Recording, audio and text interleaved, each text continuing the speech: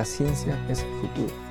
Sin ciencia no hay futuro. Hola amigos, buenas noches. Habla Modesto Montoya, director y conductor del programa Encuentro con la Ciencia, el programa que promueve la educación, la ciencia, la tecnología y la innovación a través de entrevistas con sus protagonistas. Y en esta oportunidad estamos con el doctor Enrique Castañeda, rector de la Universidad Peruana Cayetano Heredia, que como todos sabemos es la universidad emblemática del Perú, con muchos indicadores positivos, mucho prestigio, gran cantidad de científicos, relaciones internacionales, etcétera. Y la entrevista toca el tema que ha colocado el Congreso en la mesa de debate público prácticamente, que es el ciclo cero. Pero muchas gracias por aceptar, doctor Castañeda, esta entrevista. Muy buenas noches, muchas gracias a usted, doctor Montoya. Antes de hacerle las preguntas, valgan verdades, le vamos a decir nuestra opinión, nuestra propuesta. Nuestra propuesta es, efectivamente, en el Perú, se basa en esta propuesta en que en el Perú hay muchos jóvenes muy capaces que no tienen recursos para prepararse en una academia y se quedan fuera siendo muy talentosos porque las universidades estatales ahora se han convertido prácticamente en universidades para sectores con recursos para por lo menos prepararse en una academia. Mi universidad, la UNI, incluso tiene su propia academia que cuesta caro, ¿no? CEPREUNI, y hay un número reservado para los que pasan por esa academia. Obviamente, la gente va por ahí, que es más fácil. Y luego tiene otra forma de ingresar que es el examen libre, le llaman ordinario. Y una tercera forma es examen a los primeros puestos, segundos puestos de las universidades. Nosotros acá en este canal tenemos una propuesta que bastante idealista, si se quiere, que es la siguiente, que el Estado, con los recursos del Estado, debe tomar examen a todos los muchachos que egresan de la de escuela de la secundaria, por lo menos aquellos que quieren ir a la universidad, que postulen a un examen único en toda la República, los que quieren ser universitarios, y allí se sabe quién tiene capacidad para ser universitario. Que el examen no sea pues examen de academia, sino de conocimientos básicos de lo que se enseña en el colegio mínimo y de capacidad intelectual para aprender, etcétera, etcétera. Esto se hace, por ejemplo, en Francia, ahí todos pasan por el examen, pobres, ricos, etcétera, y el Estado les toma ese examen y a los mejores les da incluso beca para que estudien completo, a los mejores. Ricos y pobres ahí atienden ese examen. Lo digo porque mis hijos, los dos menores, están desde los 16 años, han estudiado todo pagado, todo completo en Francia porque aprobaron ese examen y estaban con muy buenas notas. Eso es lo que nosotros creemos que debe ser, con plata del Estado, escoger a los mejores jóvenes. Pero claro, lo que dice el Congreso es una cosa diferente, totalmente diferente, porque se le impone a la universidad los gastos prácticamente de una preparación que no ha sido capaz el Estado de darles en la secundaria. Les impone a las universidades un ciclo cero, que prácticamente es pues populista porque algo se paga un poquito, pero ¿de dónde sacan los recursos las universidades para hacer ese ciclo cero? Esa es nuestra opinión, que es completamente contra, pero también la primera que hemos propuesto, que me parece la más razonable, que el Estado ponga los recursos para este examen. Ahora ustedes se oponen también a la propuesta del Congreso, pero con un razonamiento que usted, por favor, le agradecería nos lo explique. A ver, primero quiero felicitarlo a usted porque usted está señalando una propuesta que funciona en países que están muy bien implementados en la formación básica, en la formación, eh, digamos, de secundaria, incluso bachillerato, y tienen ese mecanismo. Japón también tiene ese mecanismo que usted está conversando de propuestas en la que el Estado prácticamente está impulsando la educación.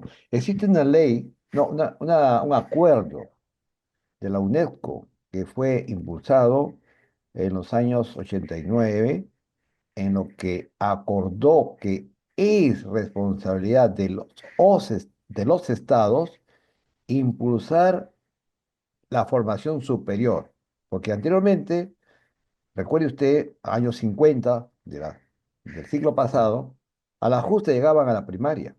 O sea, muchas de las familias, ya estudiar primaria era prácticamente una persona muy culta. Luego se llegó a la secundaria y luego ya viene el tema del acceso a la educación superior, que la UNESCO lo promueve y que deberían ser los estados, porque esa es la vía del desarrollo, o sea, para que uno aplique a un país que quiere desarrollar y salir con las mejores propuestas de valor para su población, es invertir justamente en la educación. Esa debería ser una labor fundamental del Estado. Lamentablemente estamos en una situación muy crítica. El abandono de los últimos años hacia la educación pública ha sido tremendo en todos los niveles, desde el nivel básico inicial, el nivel secundario y qué decir del nivel superior. Entonces estamos en realidades tal vez un poquito distintas. Su propuesta es muy interesante, un examen único que permita evaluar los que sí tienen condiciones de ir a una educación superior, digamos, universitaria, y los que no, que van a una educación técnica. En Japón funciona así. Entonces, para ir hacia una educación superior universitaria, tienen que haber pasado esa valla, ¿no? Y como usted acaba de mencionar, no solamente ingresan a las universidades, sino además tienen muchos gratuidad, becas. Canadá es uno de los países que yo admiro, Canadá, Noruega, uno va a ver un sistema educativo que se basa primero en promover la formación de calidad. Ese es el primer punto que acá lamentablemente no existe. O sea, existen unas brechas en la educación muy complejas, por decirlo así, tanto en la realidad geográfica, en la realidad sociocultural, ¿no? Y en la realidad económica, de pobreza, ¿no? O de abandono, que se encuentran escuelas o sitios muy alejados que el Estado no le da ninguna prioridad. Entonces yo creo que estamos en una situación muy compleja y cuando aparece esta propuesta del Congreso ya nos deja eh, muchos pensamientos en el sentido de dónde salió esta propuesta. ¿Salió de Castillo cuando quiso hacer el ingreso libre a la universidad, por ejemplo? Que claro, uno puede ser populistamente, decir, todos postulen a la universidad ingreso libre. Eso sería una catástrofe en el momento actual, porque no estaría buscando los mejores que usted acaba de mencionar, que deberían tener acceso a esa educación superior. Pero acá hay un problema más serio de lo que estamos hablando de cómo generar equidad, cómo generar inclusión, cómo generar igualdad de oportunidades. Entonces, estamos en una situación bastante compleja en la educación nacional y que lamentablemente se ha dado un crecimiento también de universidades que tienen una propuesta de valor muy pequeña y más bien van más hacia lo comercial. Entonces, existe, yo diría, un deterioro en la educación de todos los niveles. Y esta propuesta no hace sino agudizar esa situación, porque no hay ninguna solución.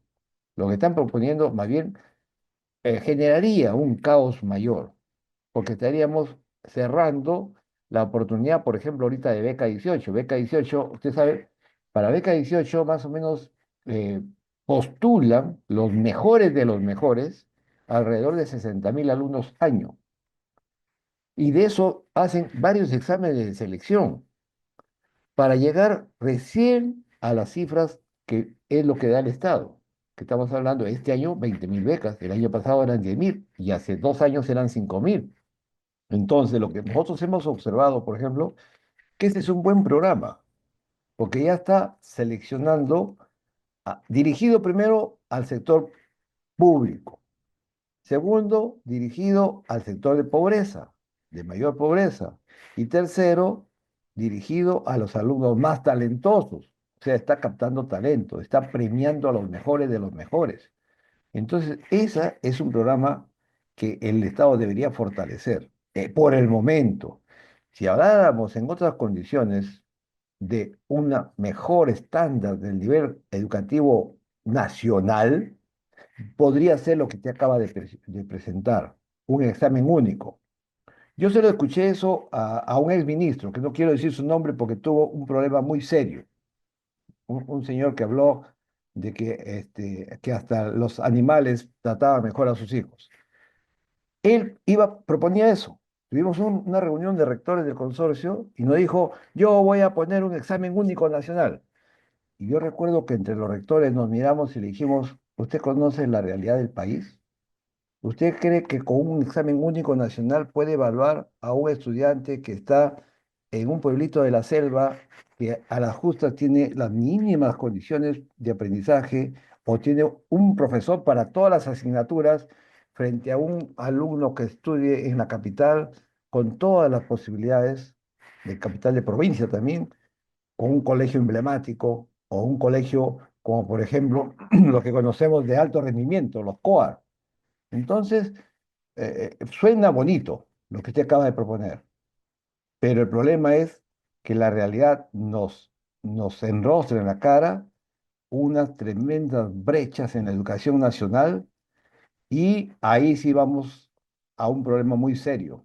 Porque si hacemos ese examen único nacional, que sería interesantísimo, en las condiciones actuales, lo que estaríamos haciendo es, digamos, como la prueba PISA. ¿Cuántos pasan la prueba PISA? Si, digamos, lo que pueden leer bien, comprender lo que han leído y lo que pueden saber matemáticas y razonar básicamente las matemáticas. Entonces, usted ve que no lo pasan. Entonces, si ya tenemos esas pruebas internacionales, un examen único nacional, lo único que va a hacer es enrostrarnos prácticamente ese deterioro de la educación nacional. O sea que ahí es una buena propuesta, pero de repente para una realidad distinta. A ver, la propuesta parece efectivamente muy, por eso dije medio utópica, ¿no? Pero el tema es que parece, por lo menos algunos estudios señalan, que la secundaria en el Perú prácticamente no te, en las estatales, ¿no? No te enseña nada, no sales en cero. Y que finalmente los que podrían sobrevivir de esa formación casi nula son aquellos que tienen, digamos, de forma innata, si se puede decir, la capacidad de aprender cosas nuevas. O sea, tú estás en cero, pero tu cerebro es capaz de aprender cosas nuevas. Y si tienes esa capacidad, pues eh, y te toman un examen que mide esa capacidad, no de memoria, no lo que aprendes en la academia. Ujú. Si te toman ese examen de capacidad, entonces tú puedes tener problemas tal vez el primer semestre en la universidad, luego te recuperes. Eso se ha visto en la uni. Gente que pasa arrastrando el examen y, y dentro, por tener esa capacidad, superan a los otros. Pero eso tiene que, la pregunta que yo le quería hacer, la beca 18 por supuesto, sería perfecta si tiene ese tipo de examen, de escoge los talentos cerebrales, pero no los que tienen pues un conocimiento que ha tenido en el colegio, pues hay colegios, como usted dice, privilegiados. Por eso le pregunto, entonces, esta beca 18 los análisis, los exámenes, ¿a quiénes se la toma? ¿Se toma a todos? ¿Cómo se escoge eso? El grupo A de ver, muchachos. sí, sí. Beca 18 tiene un sistema propio en el cual los alumnos que tienen que ser de condición, ahí lo establece bien claro en sus requisitos, ¿no? Que no puede ser un colegio privado, tiene que haber estudiado en un colegio público. Segundo lugar, tiene que también tener un rendimiento adecuado y ellos toman un examen. Ellos tienen 3 niveles de filtro. De repente ya un especialista en beca podría hacerlo. Ellos tienen ¿Quién hasta toma el tres, examen? ¿Quién toma el examen? ¿El ministerio? el ministerio, de luego, el programa de beca. Es un examen estandarizado y luego de los que aplican a la beca, un número se queda como posibles beneficiarios. Todavía no son beneficiarios. Estos chicos luego de tener su adscripción a la beca, ya tienen su inscripción, pueden postular a las universidades. Entonces, por ejemplo, los que vienen a postular a Cayetano postulan con el mismo examen que dan todos los regulares. Y entonces, una vez que ingresan a la universidad, van a beca 18 y le dicen, ya ingresé, entonces le dan su carta pase. Le dice, perfecto, usted ya estaba preseleccionado, ya cumplía con toda la condición y además en el examen que ellos le tomaron ya cumplió con el nivel que habían establecido y su puntaje que traía por beca más la evaluación que hace por la universidad, ellos consideran y le dan la beca. O sea que todo el proceso lo hace este grupo que ya es profesional en la beca. O sea, ya yo diría, es como hablar en el Estado de una profesionalización en cuanto al proceso de selección. Yo lo veo muy, muy profesional. Y luego ya el alumno viene con nosotros. Entonces, ese es en el caso de los que vienen a postular, por ejemplo, para nuestra universidad. Y lo que yo he podido observar, fíjese, doctor Modesto, en los años que estoy de rector, que muchos de estos alumnos de beca 18 terminan en los primeros lugares. El 34%, digamos, de los alumnos de beca 18 están en el tercio superior, compitiendo con los alumnos que han venido de estudiar en colegios privados de mucho renombre. ¿Te das cuenta? O sea, son alumnos No, realmente eso no me extraña. talentosos. Eso no me extraña, pues, Sí. porque se está escogiendo a gente intelectualmente buena, pero los primeros ensayos de las becas 18, me acuerdo haber escuchado que no era el ministerio que tomaba el examen, sino las universidades iban a los pueblos, recogían postulantes, ellos escogían y una vez que entraban, pedían la beca 18. Ahora, eso era al principio, ¿no?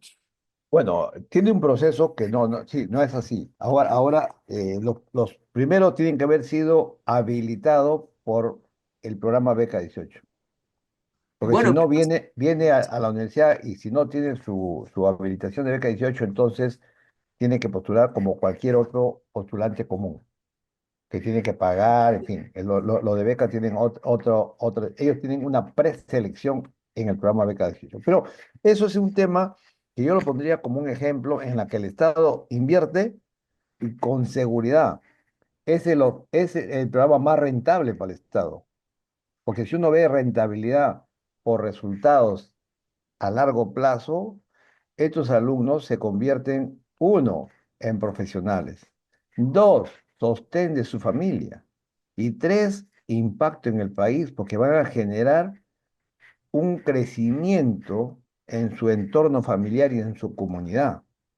Entonces, lo que yo he podido observar de estos chicos talentosos de Beca 18 que retorna prácticamente su inversión, yo diría, si uno pudiera hacer un cálculo así como hacen los economistas, de cuánto invierne, cuánto tengo de retorno, de un dinero que yo ponga 10.000 soles y pongo a intereses y después me retorna un 5% de interés, ya este retorno social y también medido en productividad y en mejorar su nivel socioeconómico de su familia y de su entorno es enorme.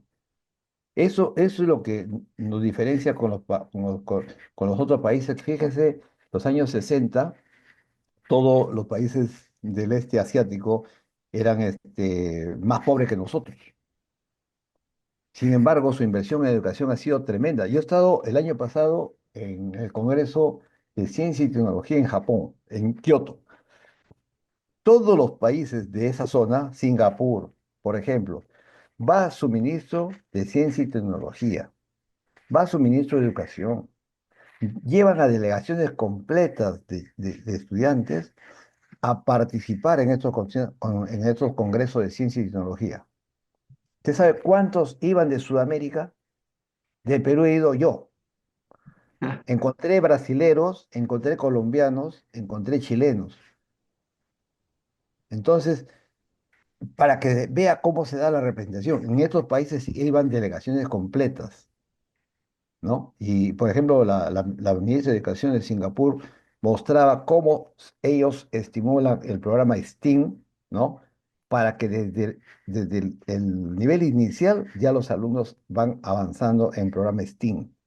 Nosotros en Cayetano tenemos un programa STEAM muy exitoso que lo dictamos para colegios y para docentes, que genera un círculo muy virtuoso de atraer a posibles científicos.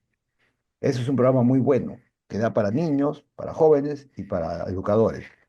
Entonces, regresando al tema de la propuesta de los parlamentarios del ciclo cero, suena bonito, pero es populista y está en contra de lo que es la realidad nacional.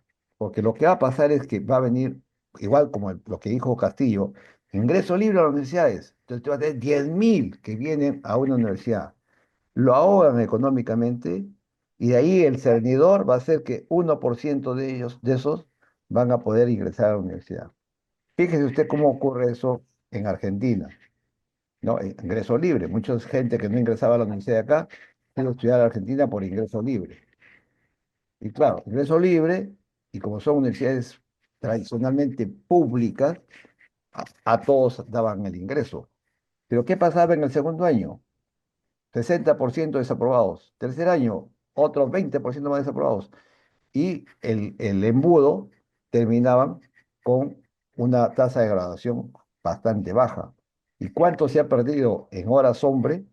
Ilusiones perdidas de esos alumnos, porque tuvieron una expectativa de ingresar a la universidad y al primer año desertaron y entonces prácticamente su destino se perdió.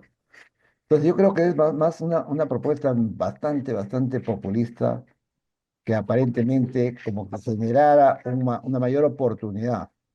Yo creo que es a la inversa. Si el Estado hiciera una mayor inversión en este programa de Beca 18, yo creo que tendríamos mejores resultados. Por ahora, lógico, lo que usted señala, es importante no solamente invertir en el alto rendimiento, en los COAR, colegios de alto rendimiento, en los colegios emblemáticos.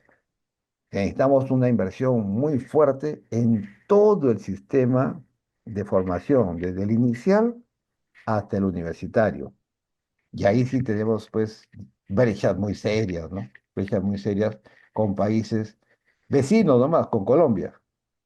O sea, da envidia lo que tiene Colombia, nos lleva más de 30 años porque ellos hicieron un proceso muy fuerte de inversión. Chile, ¿cuál fue su mejora significativa de Chile?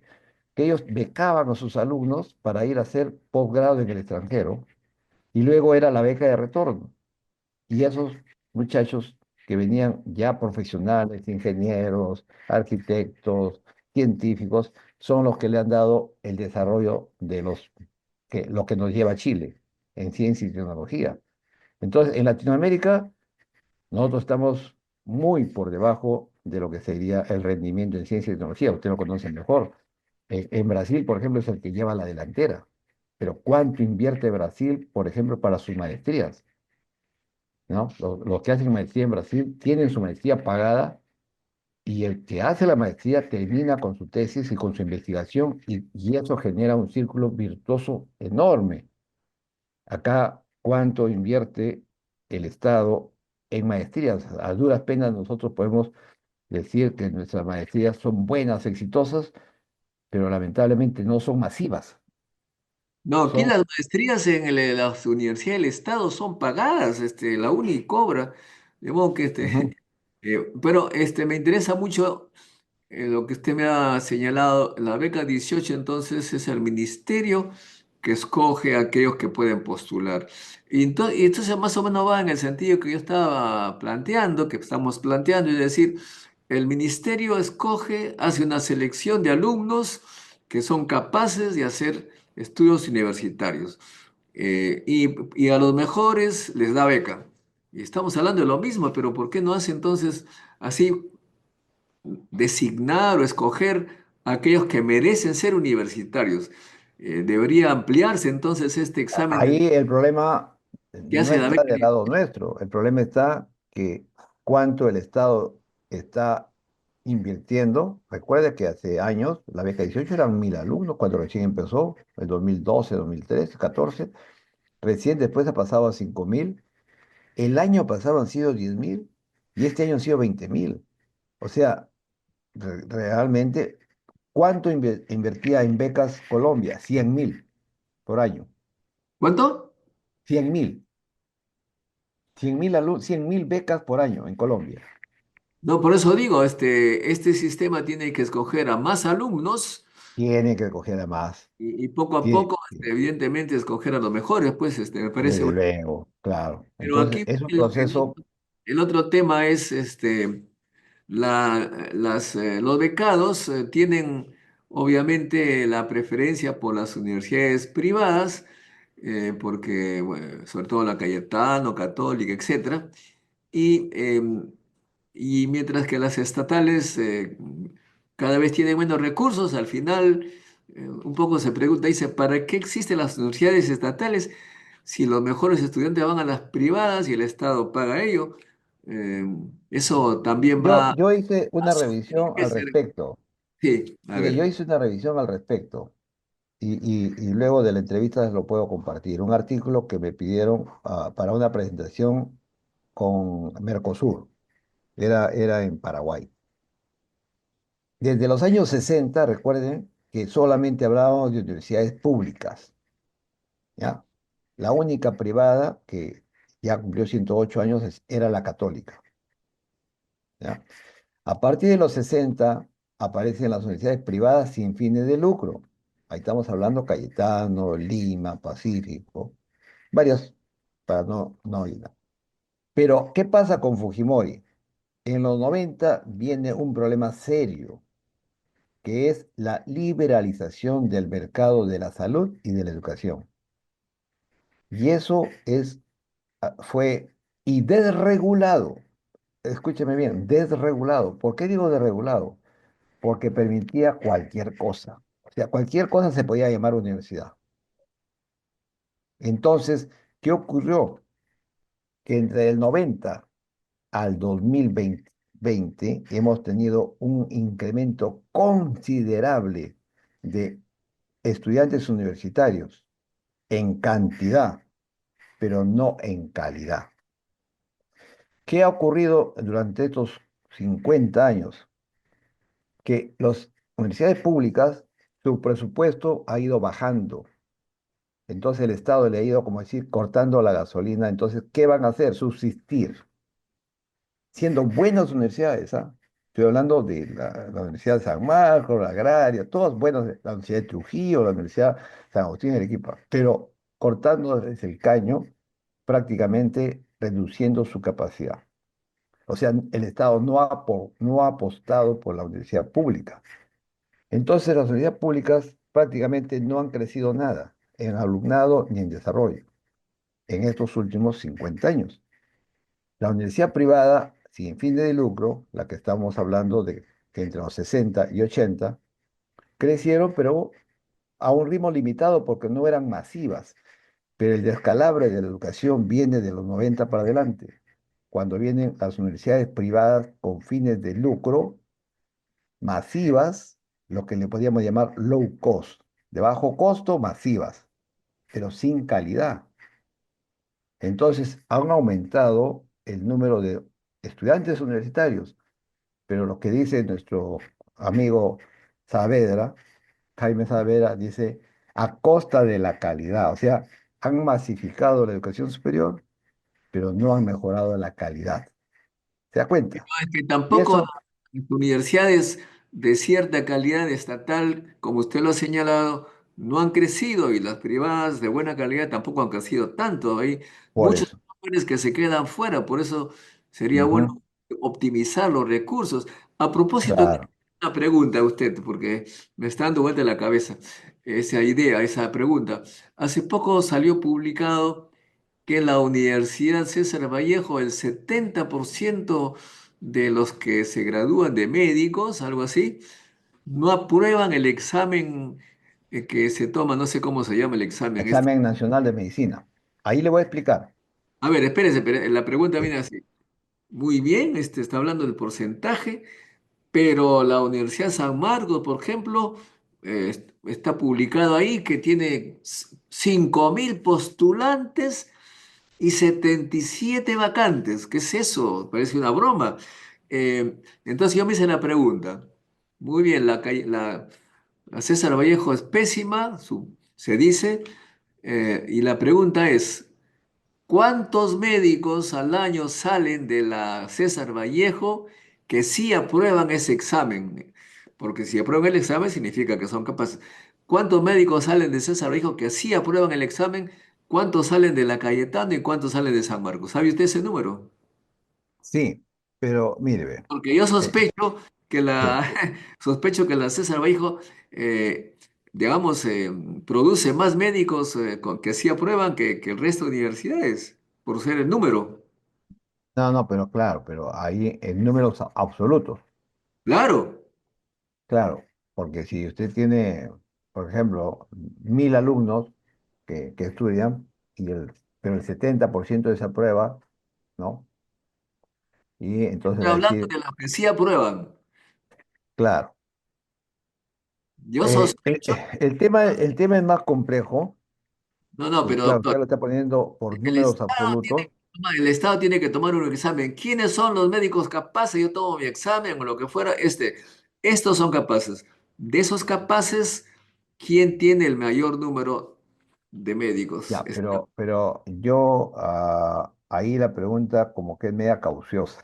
Y le digo por qué.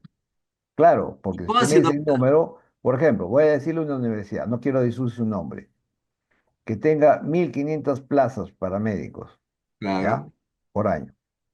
Y claro, pero de esas 1500 tiene 75 que no aprueban, o sea que esa no debería existir, esa universidad, debería cerrar. Porque ¿cómo podría? Es que el licenciamiento de la carrera de medicina, que fue anulado por esta ley del Congreso, de la contrarreforma, porque nosotros estábamos en un proceso de licenciamiento de carrera de medicina. La carrera de medicina de Cayetano fue la primera en licenciarse, le siguió San Marcos y luego otras 9 universidades se licenciaron de las carreras de medicina.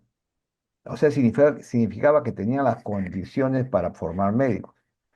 Del resto de universidades, alrededor de 50, había muchas que no pasaban ese licenciamiento. ¿Y qué hizo el Congreso?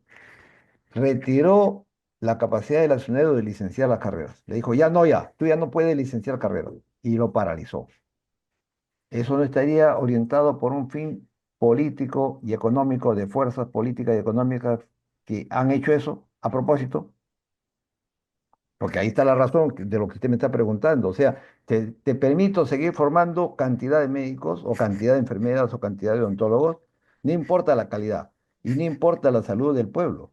No, no, no, no, no. Yo lo que estoy diciendo es, el Perú necesita médicos capaces. ¿Quiénes son los que califican el examen? Entonces habría que permitir solamente que practiquen los que aprueban el examen. Los otros no deben estar. Yo estoy de acuerdo con usted.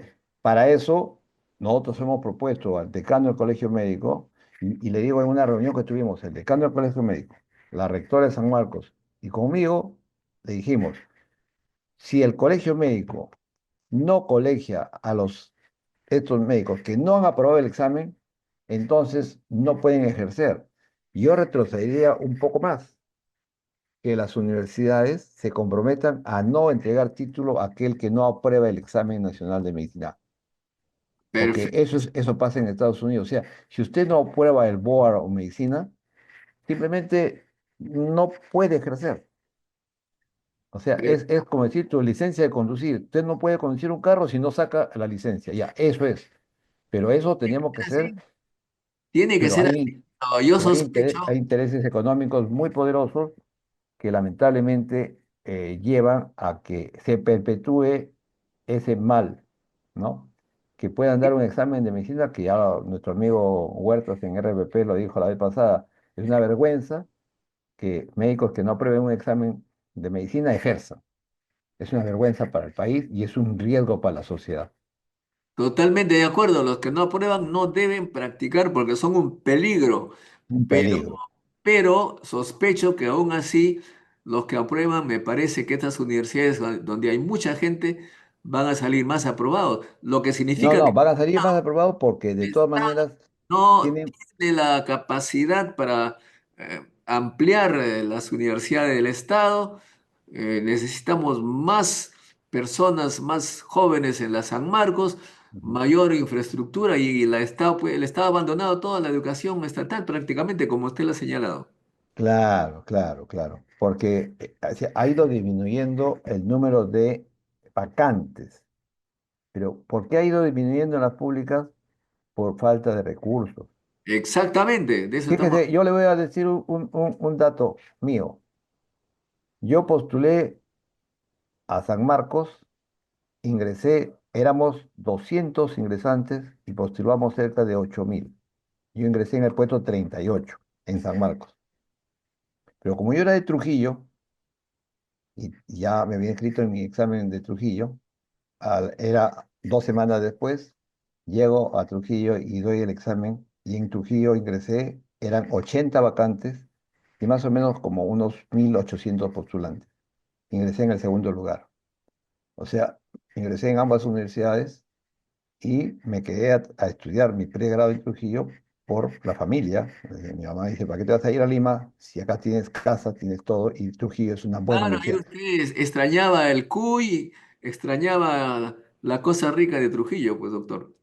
Claro, bueno, pero fíjate, entonces, muchos de mis amigos que hicieron en esos años que estudió, era la única universidad del norte, la única universidad que se estudiaba medicina. Venían de Piura, de Tumbes, de Chiclayo. Incluso tengo amigos de mi promoción que desde Lima, que no ingresaron acá, se fueron a Trujillo. Y la otra gran universidad, San Agustín de Arequipa. Cuando yo vengo a Cayetano en el año 86 ya a hacer mi especialización, mi residencia, yo ingreso y éramos para 4 vacantes de cirugía, eran como 45 postulantes. Entonces ingreso ahí. Y qué felicidad que más o menos un tercio de los ingresantes de Cayetano eran de Trujillo. Fíjese, Ah, un tercio. O sea, eso significa la calidad de la formación también de las universidades públicas, ¿no? O sea, son buenas, pero lamentablemente, como conversábamos, se ha ido deteriorando por sus recursos. Yo cuando he visitado mi universidad en Trujillo, da pena cómo se ha ido deteriorando su infraestructura, sus recursos. Prácticamente es un tema bastante complejo. O sea, por ejemplo, lo que podría haber sido laboratorios de muy buena calidad y que ahora lamentablemente se han ido deteriorando. Pero es una situación de abandono por el Estado, porque en esas universidades públicas, llamémosle, existe también mucha mística, mucho trabajo profesional, ¿no? Entonces yo creo que existe una diversidad de escenarios en el Perú, volviendo al problema ya de los congresistas, que más bien están generando un nudo, o sea, un problema serio, mayor a las universidades. Van a ahogar más a las universidades públicas. Porque ¿de dónde va a salir el recurso? Por ejemplo, que en una universidad pública, digamos, usted acaba de decir, se no, no, presenten 10.000 queriendo estudiar medicina es y se absurdo, inscriban, y se inscriban en el ciclo cero. es Entonces, absurdo, efectivamente, lo que el Estado va a tener que invertir, no, no el Estado, la universidad va a tener que invertir en esos 10.000 para después, cuando diga cuántos vacantes tengo para que ingrese, tengo 80. Entonces, esa frustración de esos 10.000, habiendo hecho ese ciclo, ese famoso ciclo cero de los congresistas, o sea, es una estafa. Parece que no saben de qué están hablando, no sé de No dónde. saben de qué están hablando. Pero lo que yo recomendaría que se pongan a estudiar un poco, en todo caso, fortalecer a la beca 18 para que haya más jóvenes que sean examinados, más postulantes, escoger ahí a los que son capaces de ser universitarios y que ellos escojan su universidad. Pero también Así es. estamos contra esta situación en que algunas universidades, que no es la Cayetano, por la plata nada más, todos ingresan y al final son pésimos estudiantes y terminan con un título y con ese título obtienen altos cargos en el sector público, que se ha convertido, digamos, en oficinas de empleo y el Estado está yéndose de picada, ¿no? Cuando uno se pregunta, no quiero, mejor dicho, dónde han estudiado los ministros, pero francamente me he enterado que de todos los ministros hay una universidad que tiene cuatro y la que le sigue es dos ministros. No sé si la Cayetano tiene uno, pero usted sabe cuál No, es la que no, tiene. no, No, con este gobierno no nos atrevemos a tener ministros. usted sabe quién es Hemos la que tenido tiene. buenos ministros, sí, de Cayetano. A ver, le pongo una adivinanza. ¿Usted sabe qué universidad tiene cuatro? Bueno, he escuchado de las que están en el sur. No, yo he puesto ahí, lo he visto ahí que es la Inca Garcilaso La Vega, tiene cuatro ministros. O sea Ya, que ya ve, una así universidad se que escoge, ya pues. cerró, De que modo no que alcanzó. de modo que la calidad de la universidad no es ahora una garantía para que tengamos buenos funcionarios públicos. Pero en fin, nosotros entonces, no sé si estamos de acuerdo en que la universidad, que el Estado invierta más en beca 18, que escoja más estudiantes, que estos que escojan la universidad donde quieren, pero sobre todo que el Estado debe invertir más en las universidades del Estado, que tenga residencia universitaria, comedor, porque en la uni me da una pena y a veces una rabia ver que chicos gastan 5 horas de viaje para ir todos los días, una hora en almuerzo, en almorzar, y francamente duermen 5 horas diarias porque no les queda tiempo, cuando bien podría haber una residencia universitaria para aquellos que viven lejos. ¿Cuál es su opinión de los jóvenes que duermen 5 horas diarias, doctor? Usted que es médico. Bueno, no es posible. O sea, uno debe cumplir con la rigurosidad del descanso y lo mínimo que se recomienda son las 8 horas de descanso regular. Desde luego que cuando uno está en el periodo de estudio, de formación, a veces puede exagerar y dormir hasta 3, 4 horas, pero eso debe ser muy excepcional. Lo regular es que un alumno cumpla con sus horas de descanso para que pueda rendir. Si no, es una máquina que trabaja ya desgastada, que no va a generar una productividad adecuada. Ahí yo coincido con usted.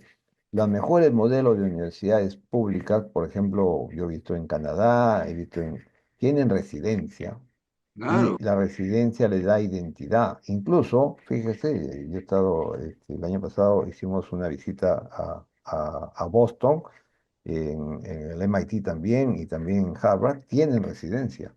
claro. ¿No? Y Tienen eso, residencia y lo ocupan en el semestre que les corresponde. Y justo yo fui cuando estaban haciendo cambio de promoción, entonces estaban desalojando lo que salían y ingresando los nuevos. Entonces, uno ve que existe pues una vida universitaria, una vida de comunidad universitaria, que lamentablemente pues lo que acabamos de decir se ha perdido. Por ejemplo, en la educación escolar, los colegios de alto rendimiento, los COAR, ahí sí ha invertido el Estado, pero son pues lamentablemente una minoría. Ahí tienen residencia. Lo que era Huampaní, ¿se acuerdan?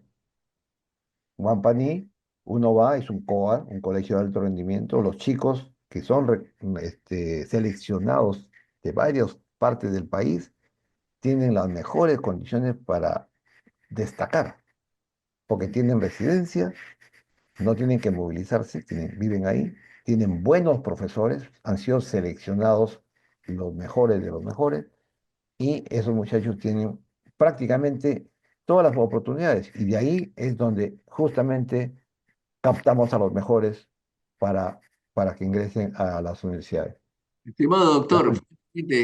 mire, tu amigo Modesto ha sido muy suertudo en la vida porque vivió en un barrio de Arenales, una barriada de Chimbote, donde prácticamente no había servicio de nada. De repente lo envían becado al Politécnico José Pardo de la Avenida Grau, cerca de San Fernando, con habitación, comedor. Mi salón estaba debajo de mi dormitorio. Es decir, me sentí como pasar de la miseria a un palacio. Y de ahí me pusieron en la uni con residencia universitaria. Para mí mi casa era el campus de la uni. Después estuve en Francia, igual en la universidad residencia universitaria, incluso para parejas, todo. Soy un afortunado del Estado, pero yo digo, caray, ¿por qué no se aumenta esa posibilidad a tantos jóvenes que se quedan en el Eh, campo? Es lo que yo le mencionaba, lo que ha pasado lamentablemente con todos los últimos gobiernos. Yo le decía, y el estudio está claro, ¿ah? De los años 60 del siglo pasado, la inversión en la educación pública universitaria ha sido mínima. O sea, si uno lo ve, prácticamente es como si fuera una cifra en plana, Ya. ¿ya? Por eso es que las universidades privadas con fines de lucro, con los 90 crecen como una flecha para arriba. Bueno, grandes inversiones, plata como cancha, y entonces puedes atraer masivamente, pero sin calidad. Entonces, eso a la larga viene a ser una estafa y el Estado está permitiendo eso cuando debería invertir el Estado. O sea, lo que usted acaba de mencionar, qué ideal sería que estudiantes de pobreza tuvieran la oportunidad de demostrar su talento y hacer lo que usted ha hecho. O sea, eso sería lo mejor, porque yo tengo alumnos destacadísimos, le acabo de decir en Beca 18, y que cuando uno conversa con ellos son de ascendencia muy humilde. Yo tengo alumnos que estudian educación intercultural bilingüe en quechua y en aymara.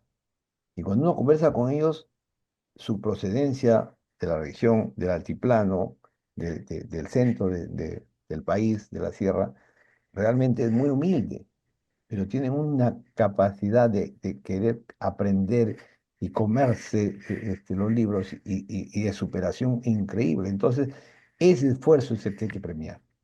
¿Te das cuenta? Hoy día tuve una situación bien interesante, fue el inicio del año académico, y entonces en Cayetano hay una costumbre que el que sale del año le entrega el gallardete al ingresante al primer puesto que ingresa de cada año.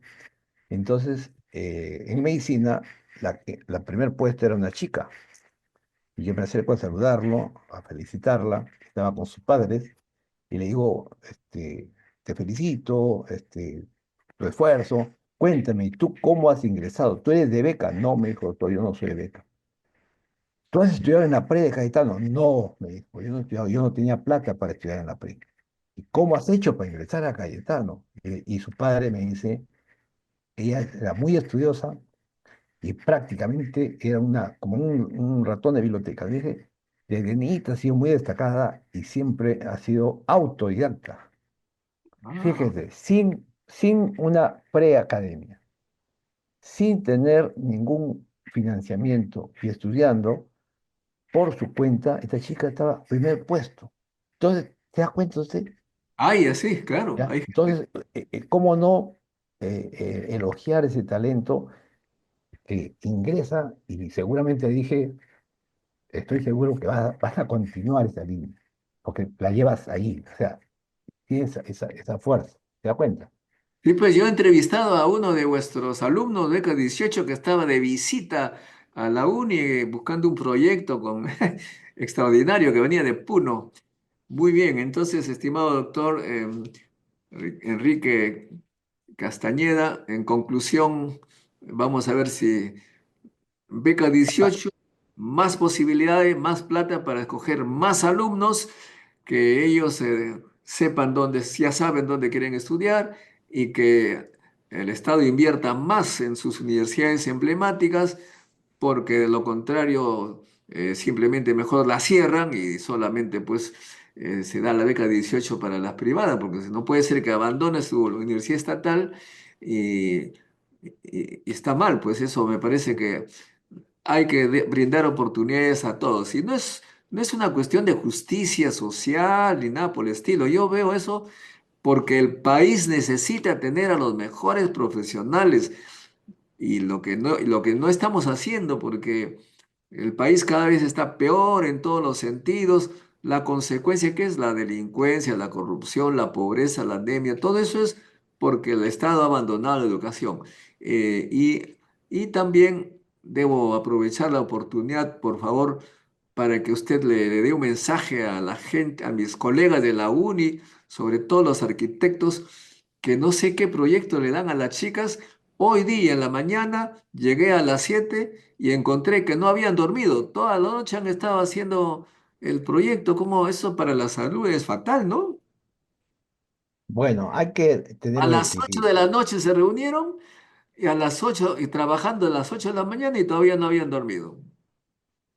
Claro, sí, sí, yo conozco estas situaciones porque mi hija también es arquitecta, ella estudió el Arcado. Y yo pensé que solo los de medicina pasábamos malas noches para estudiar, para seguir, digamos, ser competitivos y avanzar. Pero sí, usted tiene razón.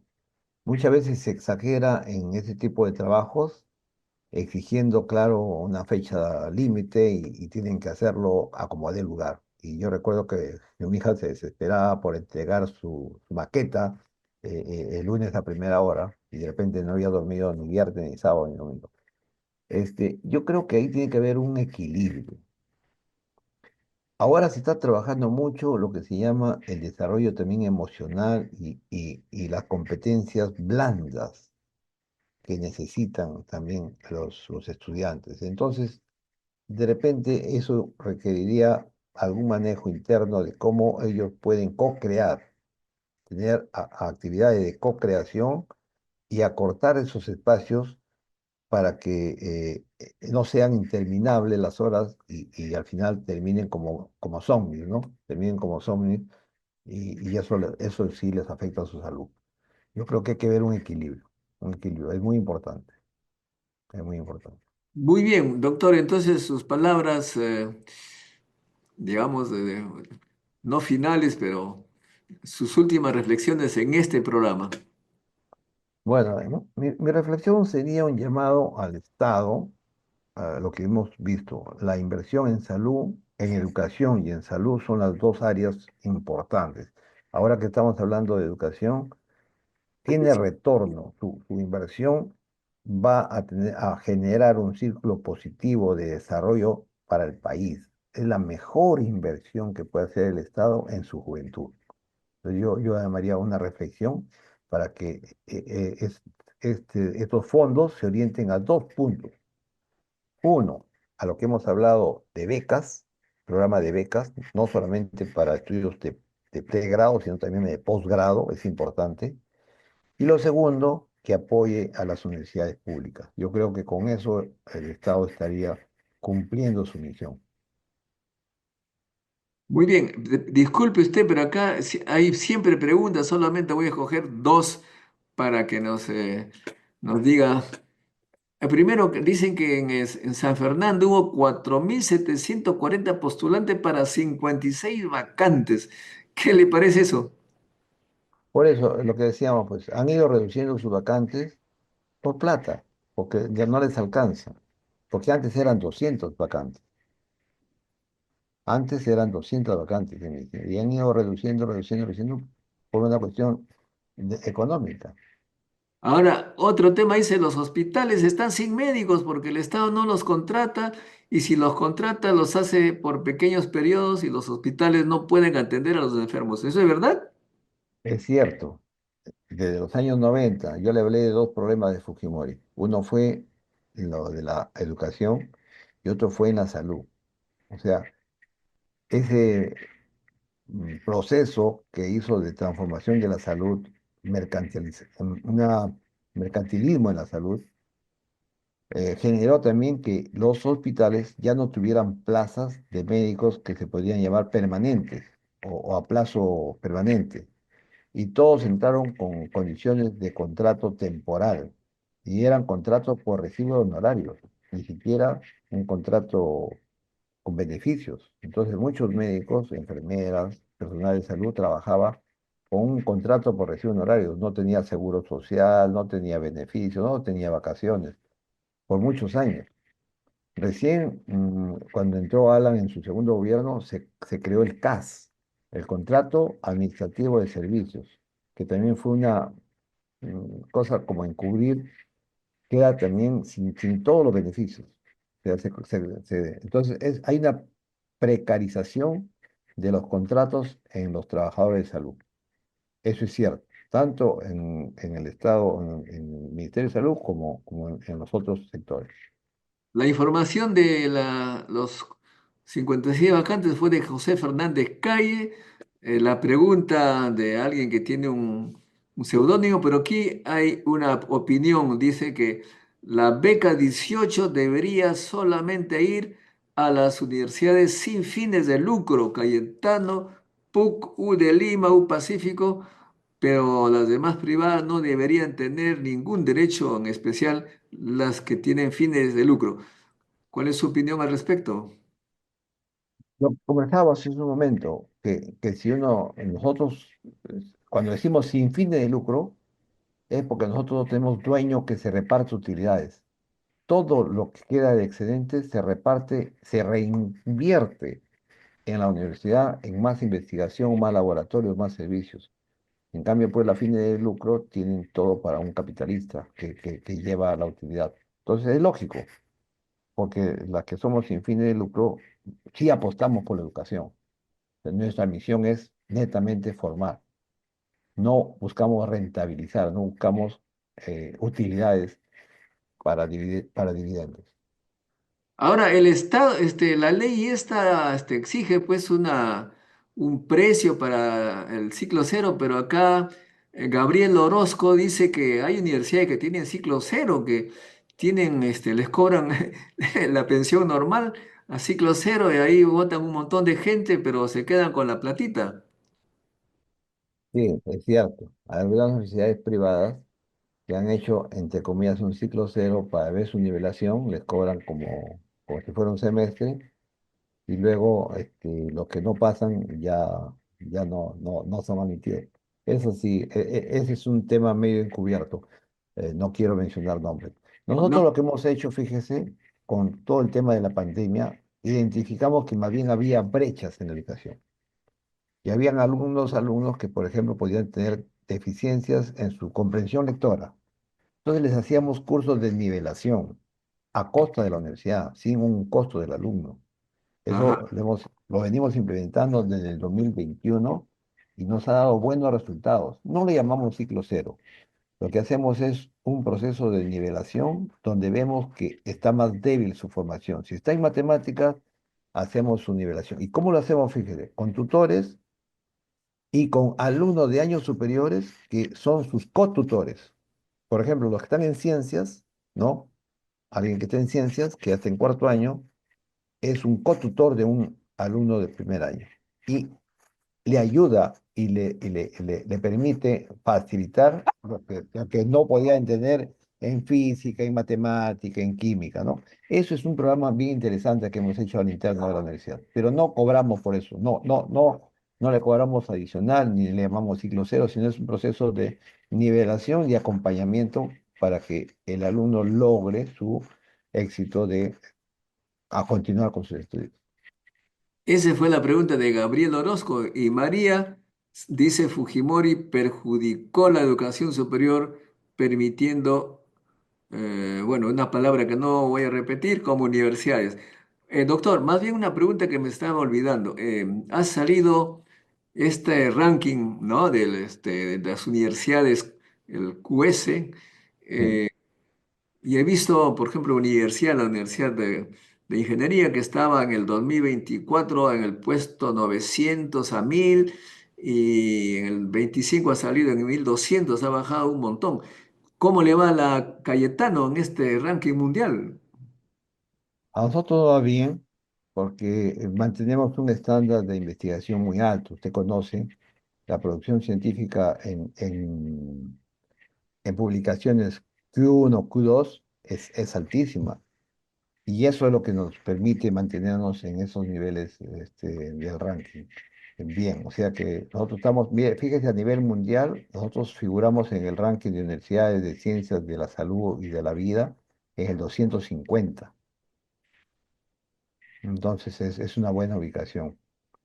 A nivel latinoamericano, solamente universidades latinoamericanas estamos en el puesto 33. Ujú. Entonces, nuestra aspiración, hemos hecho un programa, un proyecto que se llama Cayetano al 2050. En el 2050, que parece largo, pero queremos ser la número uno de Latinoamérica, la Universidad de Ciencias número uno en Latinoamérica. Creo que sí lo vamos a lograr. Veo que aquí dice Cayetano 2050. ¿Ustedes han hecho un plan estratégico? De prospectiva, Ajá. de prospectiva. Son escenarios de prospectiva en la cual uno va viendo cómo se mueven las tendencias, las megatendencias y cuáles son lo que va apareciendo en todos los escenarios. Y uno dice cómo podríamos estar en el 30, en el 35, en el 40 y en el 50. Y eso lo vi cuando visité algunas universidades que son top en el mundo, ¿no? Cuando fui al MIT, ellos tenían ya un programa en ese momento al 2040. El Tecnológico de Monterrey tenía un programa al 2035. Nuestros amigos de los Andes de Colombia también tienen su programa al 2048. Y le pregunté, ¿por qué 2048? Porque me dice que ahí es su centenario, ¿no? O sea, por eso ellos se han puesto así. Pero todos de estos grandes centros lo que tienen es una mirada de horizonte de largo plazo, buscando metas muy altas, pero sí posibles, sí alcanzables. Ahora, para hacer ese plan, esa proyección, ¿han participado todos los profesores? ¿Cómo ha sido? A ver, hemos tenido un asesoramiento de un experto en metodología de prospectiva. Tenemos también al interior, mi dirección de planeamiento tiene una experta en prospectiva. Entonces uno va haciendo escenarios. Es como cuando uno tiene escenarios, por ejemplo, ¿cómo va la economía? Entonces los escenarios positivos, y los más pesimistas, los más negativos. Pero uno siempre va orientando y dice, con estas fortalezas que tengo, ¿cómo yo puedo aprovechar ciertas oportunidades que se dan? Y cómo yo puedo ir mejorando cosas que tengo debilidades para que en el 2030 esas ya no sean debilidades, se hayan convertido en fortalezas. Entonces comenzamos a trabajar en cada una de nuestras áreas, buscando cómo nos nivelamos para que seamos siempre líderes en investigación, líderes en formación y sobre todo en innovación. Claro, Entonces, esa es la mirada. porque hay universidades que cada rector tiene su idea y quiere, esta es mi idea, y durante Claro, 5 años. eso es lo que queremos evitar. Yo encontré eso, lo que se acaba de mencionar. Teníamos planes estratégicos de corto plazo, cada periodo de rector su plan estratégico. Tenía nuevo rector, otro plan estratégico. Pero lo que se habla de plan de prospectiva va por encima, orienta un horizonte más largo y permite que todos los que vengan se vayan alineando a esa dirección También. de eje. Puede haber algunas pequeñas variantes, cosas muy pequeñas que le dé su sello, pero no pierda el horizonte, no pierda esa meta grande que es institucional y que va a llevar a mejoras. Bueno, muchas gracias, doctor Enrique Castañeda, rector de la Universidad Peruana Cayetano Heredia, perdón. Ojalá que haya en algún momento una oportunidad para que nos explique un poco esa perspectiva que han hecho, que podría ser un ejemplo también para que otras universidades hagan lo propio. Muchas gracias nuevamente a usted y saludos a toda su audiencia. Muy bien, amigos, no se olviden de compartir, hacer like y suscríbanse para hacer más por la educación, la ciencia, la tecnología y la innovación. Hasta un próximo encuentro con la ciencia, amigos. Chao, Hasta chao. luego. Gracias. La ciencia es el futuro. Sin ciencia no hay futuro.